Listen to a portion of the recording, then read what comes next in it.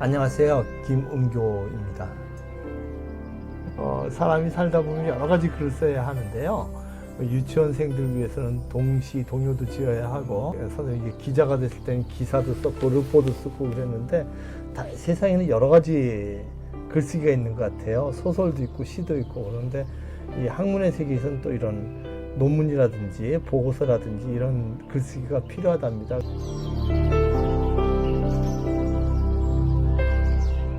이 책 얘기를 할게요. 움베르토 에코의 논문 잘 쓰는 방법이라는 책입니다.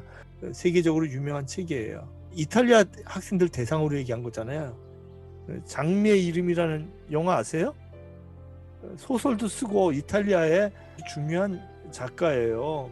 I was always narrating. Even my academic papers had the form of a narration. So I satisfied a sort of narrative impulse in two ways. By giving a narrative form to my researches and telling stories to my children. Then probably I started writing a real novel when my children were too old to listen my stories. 이탈리아 학생 대학교 1학년 딱 우리한테 맞는 말이기도 하고 박사 논문 쓰는 사람들에게도 맞는 얘기. 졸업 논문이란 무엇인가? 이탈리아 학생들은 다 논문을 쓰는 거예요, 지금. 우리는 쓰는 과도 있고 안 쓰는 과도 있고 그런데 그 다음에 테마 선택, 우리 주제 선택 얘기하죠. 자료조사 어떻게 하고 뭐 카드 정리 이런 거 뭐 옛날 얘기죠. 선생님 때 얘기해. 지금 카드 안 해요. 컴퓨터로 그냥 하지. 원고를 어떻게 쓰는지. 작성에는 얼마나 시간이 걸리는가. 곧바로 말하겠다. 3년 이상도 안 되고 6개월 이하도 안 된다. 3년 이상은 안 된다. 왜냐하면 만약 3년 안에 테마를 확정하고 필요한 자료 수집을 못했다면 그건 다음과 같은 세 가지 경우뿐이기 때문이다. 1. 능력을 넘어서는 잘못된 논문을 선택했다. 2. 모든 것을 말하고자 하여 불만족감이 있다. 그러면 20년 동안 논문 작업을 계속하게 된다. 반면에 유능한 학자라면 비록 소박할지라도 한계를 확정하고 그 한계 안에서 무언가 결정적인 것을 이끌어낼 수 있어야 한다. 3. 논문에 대한 노이로제가 시작되었다. 즉 논문을 포기했다가 다시 시작했다가 실현이 불가능하다고 느꼈다가 절망 상태에 빠졌다가 논문을 여러 가지 비열리함의 알리바이로 이용하다가 결국은 절대 졸업을 못하게 된다. 결국은 절대 논문을 못 쓴다는 얘기죠. 논문을 절대 못 쓴다는 얘기. 그러니까 3년 이상 묵혀두면 안 돼요. 어떤 관심이 생기면 3년 이내에 써야 돼요.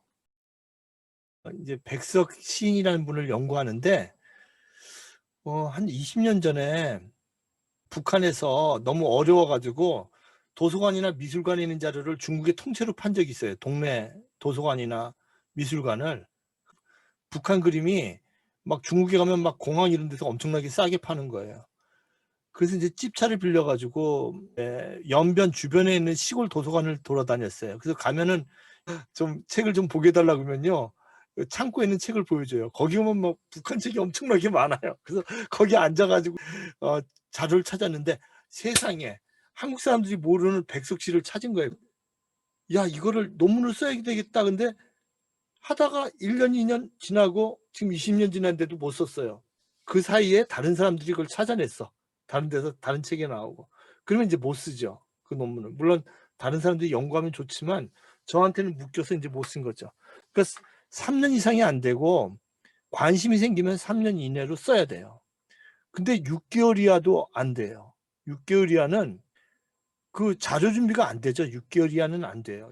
6개월 이하 6개월 이하는 안 된다. 왜냐하면 원고가 60면을 넘지 않는 잡지의 멋진 평론가 같은 논문을 쓰고자 하더라도 작업의 방법을 조사하고 참고 문헌을 찾고 자료를 정리하고 텍스트를 펼쳐보는 동안 6개월은 눈 깜짝할 사이에 지나가기 때문이다.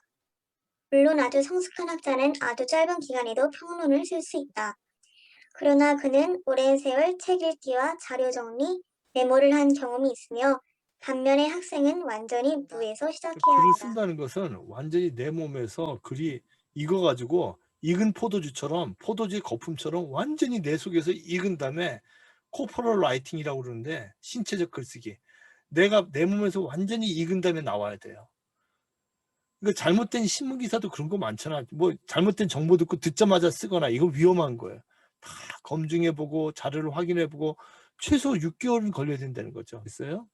자, 그러면 언제부터 쓰는 게 좋으냐? 필자의 견해로는 가장 이상적인 것은 대학 2학년 말경에 선택하는 거예요. 그러면 그러면 2학년 말에 준비하면 3학년 말, 4학년 말에 낼 수 있잖아요. 그러니까 최소 2년 걸려서 글을 써야 된다는 거예요. 어떤 주제가 있으면은. 그래야지 제대로 글이 나온다는 거죠. 한국의 석사 과정은 그렇거든요. 2년 전부터 주제를 정하게 만들어요. 대학원 들어갈 때 주제를 정하고 들어가죠. 입학할 때. 대학원은 물론 그런데 대학교에서도 2학년 말에 2년 정도는 준비해야지 글을 쓸 수 있다는 거죠. 이게 이탈리아 대학교죠. 이탈리아 대학교 학생들이. 그러니까 여러분들 내용이에요. 여러분들과 똑같이 대학교 1학년 학생들. 왜 2학년부터냐? 그 얘기를. 그러므로 2학년 말경의 논문을 선택하면 연구에 몰두하고 또 할 수만 있다면 연구 여행에 몰두할 수 있는 3번의 여름방학 기간을 갖게 된다. 그리고 논문의 완성에 합당한 시험 과목들을 선택할 수도 있다. 만약 실험 심리학 논문을 작성한다면 라틴 문학 시험은 그 논문에 포함시키기는 분명 어렵다. 그렇지만 많은 다른 철학, 사회학 과목들에서는 교수와 함께 몇몇 텍스트들, 아마도 미리 정해진 텍스트들 대신에 그 시험을 자신의 주요 관심사의 범위 안에 포함시켜주는 텍스트들을 선별할 수 있을 것이다. 개변적인 왜곡이나 어린아이 같은 술책 없이도 그러한 것이 가능하다면 학생은 단지 피할 수 없는 장애물을 넘기 위해 열정도 없이 준비한 시험, 억지로 강요된 부수적인 시험이 아니라 방향이 정해져 있고 동기가 있는 시험을 준비하게 될 것이며 현명한 교수는 언제나 그런 것을 더 좋아한다.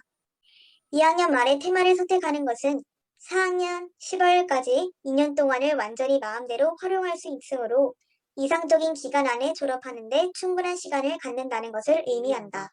그렇죠. 제대로 글을 쓰려면 2년 전부터 준비를 해야 돼요. 논문이나 글 쓸 때 방학이 굉장히 좋잖아요. 그러니까 요때가 방학이 있어서 참 좋다는 거죠. 그렇지 않으면요. 그냥 학생들은 단지 피할 수 없는 장애물, 의무로 쓰면 안 된다는 거죠. 열정도 없이 준비한 시험, 억지로 강요된 부수적인 논문, 이거 안 된다는 거죠. 그게 아니라 자기가 쓰고 싶은 대로 방향이 정해져 있고 동기가 있는 글을 쓴다는 것이죠. 그리고 현명한 교수는 그런 학생들을 글을 완성시키게 도와준다는 것이죠. 논문이 무엇인지 생각난 대로 이야기해보자. 이렇게 나와 있어요. 대학에서 요구하는 학술적 글쓰기에는 학위 논문, 연구소 논문을 비롯한 연구 보고서, 비평문, 에세이 등 다양한 글이 있다. 논문은 대학에서 요구하는 다른 어떤 학술적인 글보다 내용과 형식 면에서 일정한 요건과 체제를 갖춰야 하는 글이다. 논문을 쓰기 위해서는 스스로 문제를 발견하고 연구하여 자신의 의견과 견해를 세우고 그것의 정당성을 설득력 있게 논증하는 방법 등을 익혀야 한다. 논문이 갖춰야 할 요건으로 3가지를 얘기하고 있어요. 내용이 필요한 것이죠. 두 번째는 형식이 필요해요. 서론, 본론, 결론, 이렇게 이제 형식이 필요한 것이죠. 3번째가 윤리예요. 윤리에서 이제 가장 문제가 이게 표절 문제죠. 표절 문제. 표절에는 뭐 여러 가지가 있습니다. 그래서 표절에 대해서도 생각하게 될 것이고요. 그 다음에 어떤 내용이면 좋은가 이런 내용도 좋은 논문이 되기 위한 3가지 요건, 요 얘기를 할 것이고요. 서론에서는 이제 5가지 내지 6가지가 들어가야 되고, 결론에서는 5가지가 들어가야 되고. 표절에는 3가지가 있고, 그래서 본론 쓸 때는 각주 처리를 어떻게 해야 될 것이고, 주에는 3가지가 있죠. 각주, 그다음에 내주, 미주. 이런 얘기들 이제 하게 될 것입니다. 그래서 이게 전체 우리가 얘기 나눌 논문이란 거의 전체예요. 내용, 형식, 윤리에 따라서 이렇게 말씀드리려고 합니다. 그 논문에서 갖춰야 할 내용과 구성이 나와요. 그래서 제일 먼저 문제제기라는 것이 제일 먼저 나오죠. 논문이라는 것은 크게 말하면 가장 중요한 게 논문뿐만 아니라 모든 아카데믹 라이팅은 문제제기가 가장 중요해요. 문제를 제기하면 거기에 대해서 답변을 하는. 챌린지, CHELENG, 챌린지하면 리스폰스 하는 이런 구조예요. 근데 이 사이에 필요한 것이 뭐냐면 그냥 막 어거지로 우기는 것이 아니라 논증이라는 단계가 필요한 거죠. 어떻게 그것을 합리적으로, 논리적으로 나의 주장을 펼쳐나갈 것인가. 그것이 굉장히 중요한 것입니다. 문제 제기를 만드는데 5가지가 나와요. 첫 번째는 어떤 문제를 다룰 것인가. 두 번째는 구체적인 설명과 개념에 대해서 어떤 해석이 가능한가. 세 번째는 왜 문제라고 생각하는가. 네 번째, 이 문제에 대한 명확한 답변은 가능한가. 다섯 번째, 이 문제의 가치와 의미는 무엇인가. 이런 얘기들을 문제 제기로 나눌 수가 있겠죠. 1번만 나와도 되겠죠. 어떤 문제를 다룰 것인가. 그냥 간단하게 이거 심각하다, 쉽지 않은 문제다, 이렇게 출발할 수도 있겠습니다. 이제는 서론 쓰기부터 말씀드리겠습니다.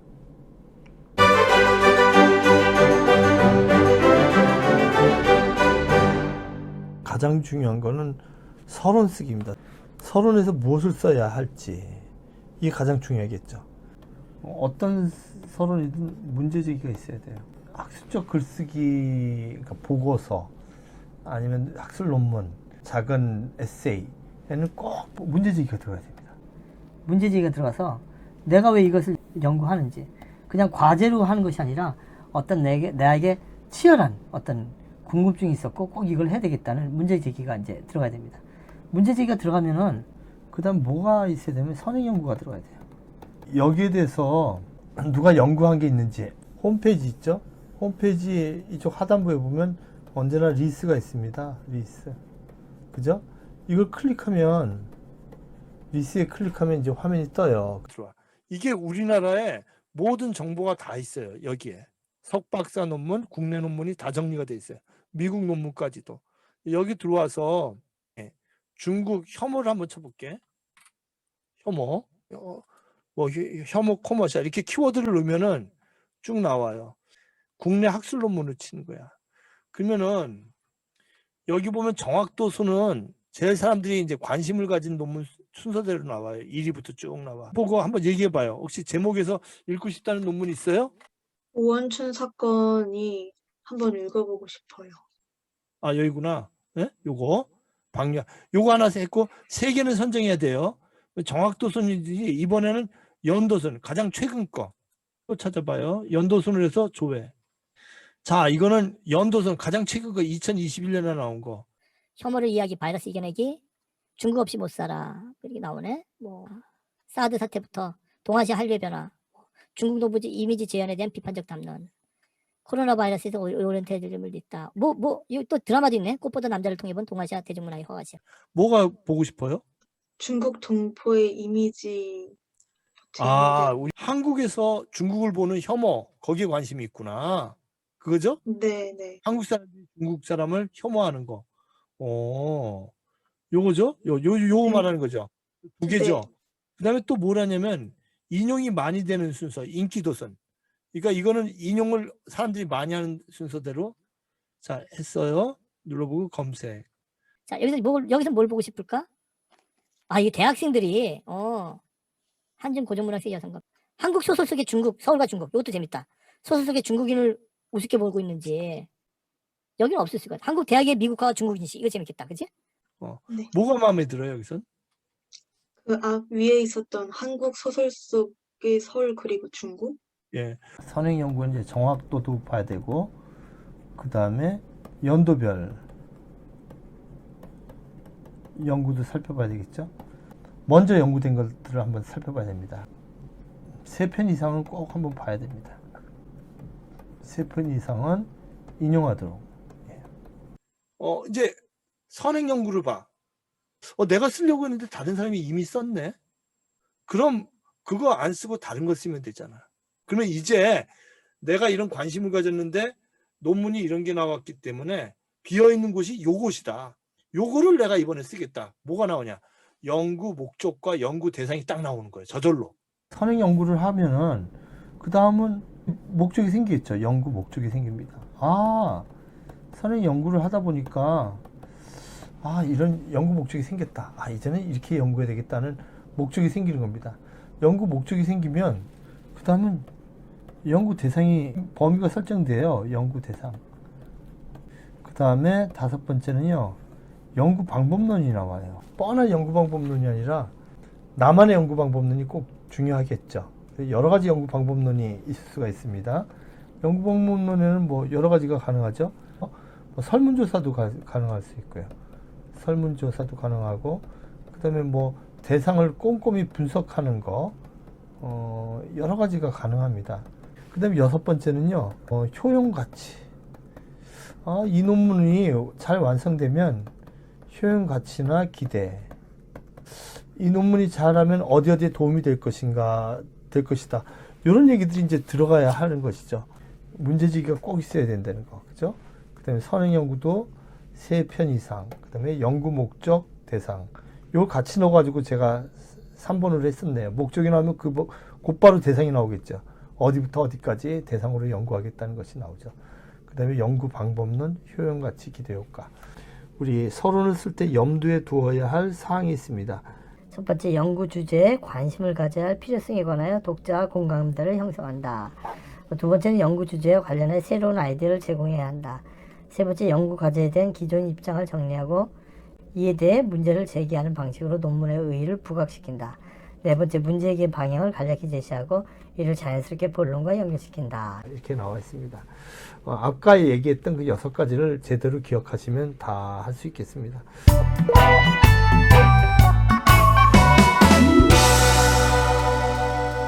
본론에서 다루어야 할 내용. 이건 뭐 본론은요. 서론 본론 있죠. 결론. 서론에서 문제 제기를 했잖아요. 문제 제기라고 연구 목적과 연구 대상을 썼잖아요. 그럼 이거에 따른 답을 본론에서 쓰면 돼요.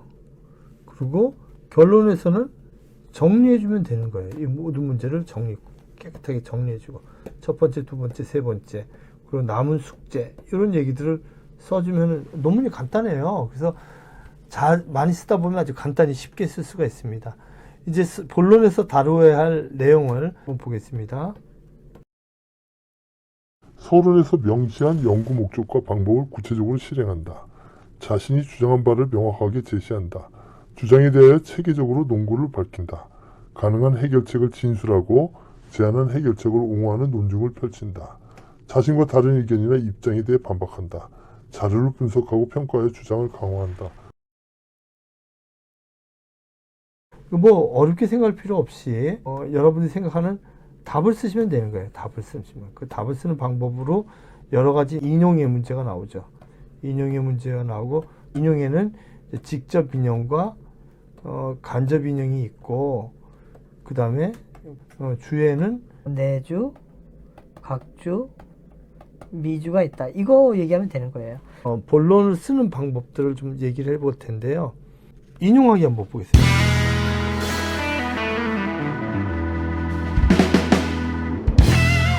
인용하기에는요, 직접 인용과 간접 인용이 있어요. 그죠? 직접 인용할 때는, 인용하기에는 일단은 3가지 이유가 있어야 돼요. 자신의 견해에 정당성을 부여하기 위해 권위 있는 학자 진술이나 이론의 논리적 근거가 필요할 때, 그러니까 논리적 근거가 필요할 때 씁니다. 두 번째는 다른 사람의 견해를 비판함으로써 자신의 견해가 독창적임을 입증할 때, 비판을 통해서 그 독창성을 증명하려고 할 때. 그 다음에 세 번째가 다른 사람의 글에 대해 비평하거나 해설할 때 그 대상이 되는 대목을 인용함으로써 구체적으로 논증할 때. 사실 2번이나 3번은 똑같죠. 그래서 제가 볼 땐 2가지로 얘기해도 될 것 같아요. 직접 인용은 그 사람의 쓴 글을 그대로 인용하는 것입니다. 그 직접 인용할 때는 중요한 것은 곁다운표를 쓴다는 것을 우리가 중요하게 볼 수가 있습니다. 직접 인용하기에는 2가지가 있어요. 직접 인용하기에는, 그러니까 문장 안에 곁다운표를 쳐서 인용하는 방법이 있고, 그 다음에 본론과 따로 해가지고 이제 본론이 이렇게 있으면은 뒤로 넣어서 이렇게 인용문을 넣는 경우가 있죠. 그 예가 237페이지에 나와 있습니다. 참조하시고요. 이제 간접 인용이 나와 있죠. 간접 인용은 이제 어떻게 하느냐? 간접 인용은 문장 안에 쓰는 것이죠. 문장 안에. 간접 인용 한 가지 방법밖에 없습니다. 근데 이럴 때는 헛다운표로 이렇게 간접 인용을 씁니다. 한번 제가 읽어볼게요. 세 번째 관점인 식민지 전체주의는 그레고리 핸더슨이 주장하였다. 그에 의하면 급속화 도시와 공업화와 광범위한 전쟁 동원을 추구한 한국의 강력한 식민지 정부는 중재하는 사회 단체들도 없이 인민들이 중앙집권적 정부의 노골적인 조작과 동원에 종속된 대중사회를 창출하였던 것이다. 그 결과 엘리트와 대중 사이에 중재할 수 있는 조직의 취약함으로 인하여 양자가 서로 직접적으로 대면하는 원자화된 사회, 사회적 관계의 무정형성과 고립성을 특징으로 하는 사회가 되었다. 하고 맨 뒤에 3번이라고 나와 있잖아요. 그레고리 핸더슨이라고 영어 문장이 나와 있는데 여기 인용 잘 보세요. 그레고리 핸더슨 각주요. 보시면 하고 그 다음에 코리아 폴리틱스 오브 볼텍스인가요? 지금 잘 안 보이는데요. 거기 보시면 그 제목을 이렇게 사체로 쓰러뜨렸죠. 이건 책이라는 뜻입니다. 그죠? 단행본이라는 뜻이고 하버드 유니버시티 프레스, 하버드 대학교 출판부에서 나온 것이네요.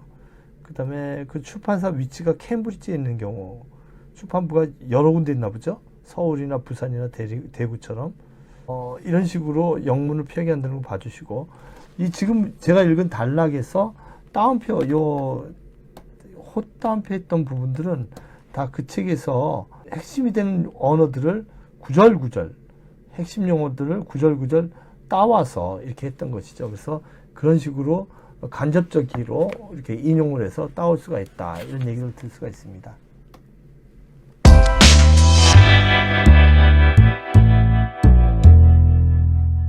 세 가지가 나와요. 속도에 따라서 주석 달기를 쓰면 주석 보면 네 주가 있고요. 네 주는 글 안에다 써주는 건데 주로 에세이라든지 평론에 많이 써주고요. 그 네 주는 이제 문장 안에 그냥 그 출처들을 그냥 써주는 거니까 빨리 읽을 수가 있어요. 그러니까 가동력이 높아요. 빨리 읽을 수 있어요. 각주가 있는 거예요. 이 각자는 다리 각자죠. 그 각주는 페이지 아래에 쓰는 건데 이건 그야말로 논문이죠. 학술 논문들. 옆에다 쓰는 경우도 있습니다. 근데 이거는요. 늦게 읽어달라는 얘기죠. 천천히 하나씩 확인해 보면서 늦게 읽어달라는 것이죠. 이게 가장 느리죠. 굉장히 느리게 읽을 수가 있어요. 가장 느린 건 각주죠. 하나하나 다 봐야 되니까. 근데 여기서 이제 중간에 있는 것이 미주가 있겠죠. 근데 미주는요. 골라서 보면 돼요. 미주는 꼬리미자죠. 그죠? 꼬리미자입니다. 미주. 그래서 미주는 단행본에 많이 씁니다. 쉽게 읽다가 궁금한 것만 뒤에 가서 찾는 거죠. 그 각장 끝에 둔다든지 아니면 논문 맨 뒤에다 모아서 색인 앞에 쭉 넣는다든지 그렇게 만듭니다. 그러니까 속도가 이거는 이제 중간 정도 속도겠죠. 내 글을 좀 빨리 읽게 하고 싶다. 내 글을 빨리 읽게 하고 싶다. 그럴 때는 네 줄을 쓰고요. 아니야, 내 글을 천천히, 아주 천천히 확인하면서 봐라. 하나하나 확인하면서 천천히 읽으라. 그럴 때는 이제 각주를 쓰는 거죠. 그러니까 각주 논문을 많이 하게 됩니다.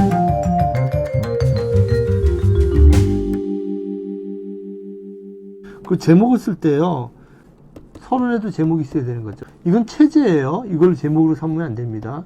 본론 있으면 본론도 제목이 있고 결론도 결론 제목이 있고 내 글의 핵심은 뭐뭐다. 이게 제목에서 딱 나와야 돼요. 싱귤러리티 독자성이죠. 나만의 독자성 혹은 독창성이 딱 논문에 나와야 돼요. 이제 결론에서 이제 무엇을 써야 되느냐. 결론 쓰기가 5가지가 있는데요. 이 5가지는 꼭 들어가야 합니다. 연구의 목적과 주제의 중요성을 다시 한번 강조합니다. 본론에서 쓸된 주장이나 논지를 간략히 요약한다. 보통 이제 첫째, 둘째, 셋째 뭐 이렇게 쓰죠. 얘기할 때 첫째, 둘째. 이 글을 통해서 첫째 뭘 발견했고, 둘째 뭘 알았고, 셋째 뭘 우리가 뭘 깨달았다. 이런 식으로 정리를 해줍니다. 세 번째, 논문의 의의를 설명해서 이제 일본하고 겹치는 부분이 있는데요. 그 다음에 네 번째, 이게 중요하죠? 네 번째 이거 꼭 써야 됩니다. 효용과 기여도. 이거 이따가 이제 곧 논문 평가할 때 나올 텐데요. 이게 굉장히 중요합니다. 효용과 기여도. 이 논문이 어떤 효용과 기여도가 있는데 마지막에 이거 꼭 빼면 안 됩니다. 여기서 이제 문제점과 남은 문제와 이를 통한 이제 과제, 뭐 주로 이렇게 쓰겠죠. 다음 논문에서 이 문제를 더욱 연구에 분석해 보겠다, 이런 얘기를 쓰는 이제 부분이죠.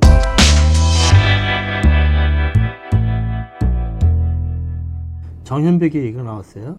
그러면 벌써 이 꺽쇠 요 하나가 나오면 아, 이거는 자그만 글 하나구나, 이렇게 느끼셔야 돼요. 그러니까 요 글 하나, 요 꺽쇠 하나는 소설 한 편, 시 한 편, 논문 한 편, 뭐 에세이 한 편, 이렇게 말할 수가 있어요. 그러면 당연히 이제 이런 논문이, 이거 논문이죠. 논문 제목이죠. 논문이나 평론 제목이죠. 그러면은 당연히 이제 뭐가 나와야 되냐면, 아, 그럼 이게 어느 책이 실렸나, 이게 나와야 되는 거죠. 그러니까 책 표기가 이겁니다. 중꺽쇠. 여기 페미니즘 연구라는 책이 있나 봐요. 페미니즘 연구라는 책이 있습니다. 그러면 이렇게 하면은, 아, 이런 책에 이렇게 실렸구나, 이렇게 되는 거죠. 그래서 이 중꺽쇠는 뭐냐면, 중꺽쇠는 소설집, 책 한 권이에요. 단편 소설집 아니면 장편 소설, 그 다음에 논문집, 단행본이죠. 그 다음에 에세이집, 점 찍고 출판사나 이런 게 들어가겠죠. 출판사일 수도 있고, 이게 만약 학술지라면 뭐 학회, 뭐 이렇게 예를 들면 이런 학회가 있다면요. 그 다음에 연도가 들어갑니다. 뭐 2018년 예를 들면, 그 다음에 연도 끝에는 이렇게 점이 들어가야 돼요. 아무것도 아닌 것 같지만요. 아유, 뭐지? 사람들이 왜 이런 걸 할까? 하지만 이게 이제 정확히 하나하나 하는 거죠. 이게 뭐 적당히 하는 것이 아니라 점 하나 찍으면서도 이 정보가 틀리지 않는다는 것을 말하는 겁니다. 그래서 여기다가는 쉼표고요. 여기도 쉼표고, 여기도 쉼표고, 여기도 쉼표. 그래서 요 쉼표들이 다 요 정현백 이름도 안 틀리고, 요것도 안 틀리고, 요것도 학술지 이름도 안 틀리고, 학회 이름도 안 틀리고, 모든 게 다 맞아요. 그래서 이렇게 맞춤표를 틀리지 않습니다 해가지고 맞춤표를 쾅 찍어두는 겁니다. 이렇게 인간 사는 것이 다 이렇게 세세하게 정확히 하지 않으면 안 됩니다. 그죠? 페미니즘 학회가 아니라 이제 저기일 수도 있죠. 그 출판사일 수도 있죠. 그 뭐 동력이라고 출판사 이름을 이렇게 이 자리에. 그러니까 여기서 중요한 것은 요 부분은 뭐냐면 누가 만들었는가 하는 얘기예요. 출판사라든지 제작한 곳, 아니면 무슨 우리나라 정부 행정부 이런 것이 들어갈 수 있겠죠. 그래서 제작한 곳이 들어가는 거예요. 제작한 곳. 이제 정리하자면 필자가 들어가고요. 그 다음에 논문명이라든지 뭐 작품명, 그 다음에 단행본 이름, 단행본 또는 학회지, 제작한 출판사나 학회, 그 다음에 연도가 들어갑니다. 일단은 여러분 뭐 학술 논문, 무슨 논문 나누는데 그거는 이제 석박사 논문의 경우만 그렇고요. 그냥 이렇게만 쓰셔도 될 것 같아요. 1번하고 논문 이렇게 논문 해가지고 가나다 순으로 이렇게 쓰세요.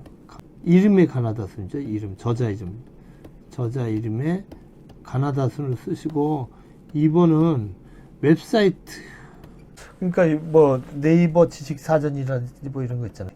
이것도 기억, 니은, 디귿 순서대로 이렇게 놓는 겁니다. 근데 이제 외국어 논문이나 외국어 웹사이트 같은 경우는 이제 아랫부분에 놓겠죠. 여기다가 이제 뭐 A, B, C, D 뭐 이렇게, 이것도 사람 이름 순서대로, 여기도 A, B, C, D 순서대로. 그다음 여러분이 정하셔야 돼요. 여러분이 중요한 언어가 뭐냐에 따라서 한글 논문들이 나오고, 사람에 따라 다를 수 있죠. 중국 논문이 먼저 나올 수도 있죠. 일본어 논문이 나올 수도 있고. 근데 대개 이제 영문이 나오고, 중국어가 나오고, 일본어 논문이 나오고, 뭐 이런 경우들이 많습니다. 이게 뭐 바뀔 수도 있고요, 물론. 이제 자기가 정하기 나름입니다. 그냥 선생님이 이제 일본어로 논문 쓸 때는 일본어 논문이 먼저 나오죠. 일본에서, 일본 사람들이 보는 논문이니까 제일 먼저 이제 일본어 논문부터 씁니다. 그래서 참고 논문 작성할 때도 이게 순서가 있다는 것을 기억해 주시고요.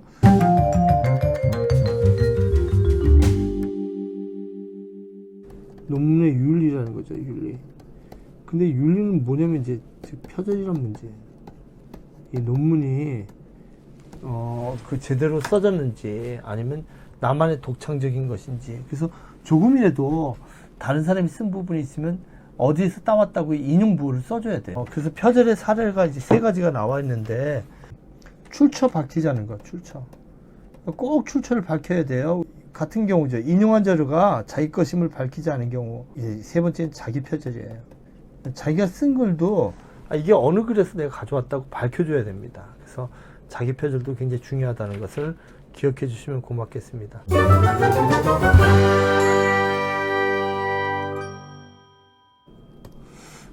좋은 논문이 되기 위한 조건 같은 거 있겠죠? 그럼 뭐가 있을까요? 첫째, 둘째, 셋째 이렇게 얘기하는데 저는 이제 좋은 논문이 하기 위해서는요, 연구 대상이 새로워야 돼요. 연구 대상이 남이 안 한 걸 해야 되는 거죠. 그리고 되도록이면 아주 좁게 연구하세요. 이게 막 광활하게 연구하지 말고 좁게 연구하는 거죠. 아주 작은 것들을 연구해 가지고 그렇게 점점 모으면 단행본이 되는 거죠. 그러니까 선생님 같은 경우도 윤동주를 연구할 때 뭐 크게 뭐 윤동주의 삶 이렇게 연구한 것이 아니라 윤동주의 시 한 편 한 편을 분석을 하거든요. 그게 막 14년, 15년 걸려요. 그런 다음에 이제 모으는 것이죠. 잘 알지도 못하면서 이렇게 뻥 튀겨가지고 아는 건 이거밖에 없는데 이런 식으로 글 쓰는 게 아니라 이제 아는 것이 이렇게 많고 아는 부분 중에서 확고한 부분만 이렇게 드러내는 글쓰기. 이런 글쓰기가 좋은 겁니다. 좁게 연구하고. 그래서 그것이 모여서 뭐 일본에서의 한류 연구 이게 가능해요? 논문 한 편으로? 불가능하죠. 일본에서 세대별로 틀린데, 그죠? 20대 친구들은 지금 20대 친구들은 BTS 시대고, 그죠? 방탄소년단. 30대는 가르스 제너레이션, 그 소녀시대라든지, 그다음 40대는 또 다르죠. 40대는 누가 있을까? 50대는 지금 누구죠? 용사마. 60대는 이제 조용필, 개은숙. 이게 다 틀려요, 세대별로. 그러니까 세대별로 좀 나눠야 되고, 또 지역별로 틀려요. 오사카가 틀리고, 대학별로 틀리고. 그러니까 이런 문제들을 갖다가 다 이렇게 좁게 연구해야 되는 거죠. 그러다 보면 이제 연구 대상이 새로워지는 것이죠.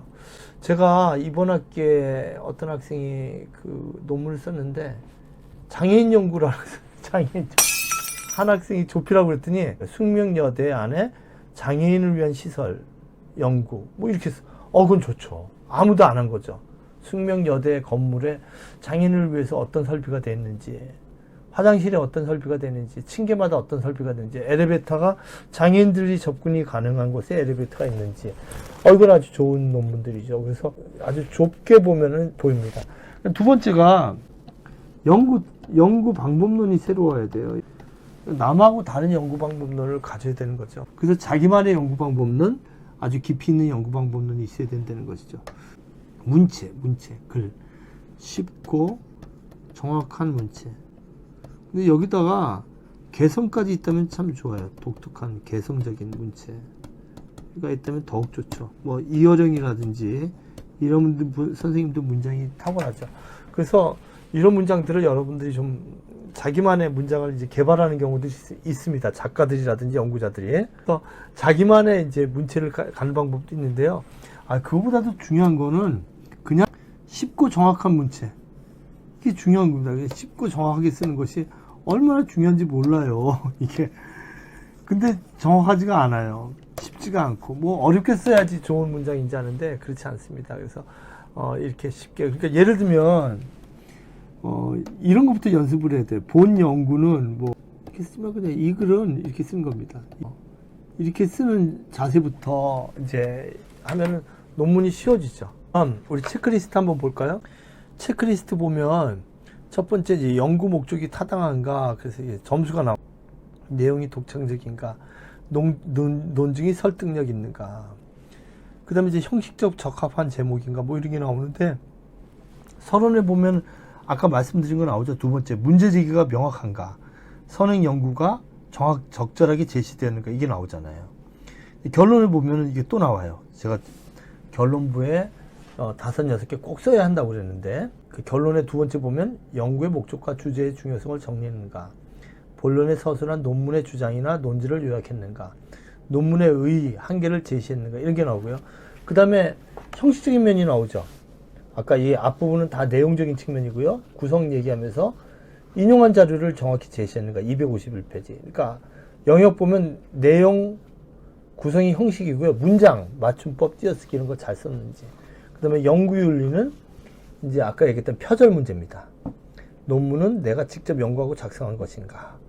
다른 사람의 글이나 아이디어를 가져올 때 그 출처를 정확하게 밝혔는가? 도표나 데이터를 조작하지 않았는가? 도표나 데이터 조작했던 사건들이 있었죠. 그죠? 이거 다른 사람으로부터 논문을 받거나 혹은 구매하지 않았는가? 이거 뭐 발각되면 표절이고 F입니다. 수업 전체가 F예요. 그래서 요런 그 마지막에 체크리스트가 있습니다. 제가 평가표를 좀 보여드리면서 이 시간을 마무리할까 합니다. 그래서 지금부터는 제가 그 논문 심사표를 보여드릴 거예요. 근데 여러분들까지도 이렇게까지 보지는 않습니다. 그렇지만 학자들이 논문 심사를 이런 식으로 하는구나. 그렇게 한번 보시면 되실 것 같아요. 한번 보겠습니다. 제가 한 3가지만 보여드릴게요. 이게 형식이죠. 형식이 또 나오죠. 이게 ABC 중에서 어떤지. 그 다음에 창의성. 아까 얘기했던 싱귤레러티, 단독성. 정말. 그 다음에 그 결론 얘기하죠. 결론에 6가지가 잘 들어갔는지. 그 다음에 요게 꼭 나와요. 학문적 기여도. 이게 꼭 중요합니다. 그 다음에 제목도 한번 보죠. 그래서 이제 심사자들이 이렇게 이제 자기 의견을 씁니다. 제가 심사원이 판정을 해서 여기 보면 게재, 여기 수정무 게재라고 나오는데 보통 학술지 논문은 3명이 봐요. 다른 논문도 한번 볼까요? 이제 중국 체류계 시세계의 변화 뭐 이런 건데 이거 이제 요건 심사, 형식 문제죠. 내용 심사 이렇게 해서 종합평가 이렇게 나오고 있습니다. 그래서 형식 보면 적절한가 제목이. 그다음에 초록은 이제 각주 얘기하는 거예요. 각주가 정확한가 이런 것도 이제 보게 됩니다. 그다음에 독창성적인가. 그다음에 이것도 나왔죠.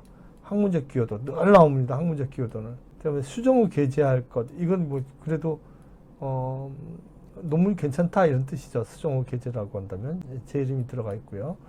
그다음에 이제 한국 이 잡지의 심사표를 봤어요.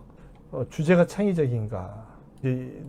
논문의 기여도죠. 이것도 연구의 선도성. 그래서 게재가라고 쓴 건 굉장히 훌륭한 논문이라는 뜻이죠. 네.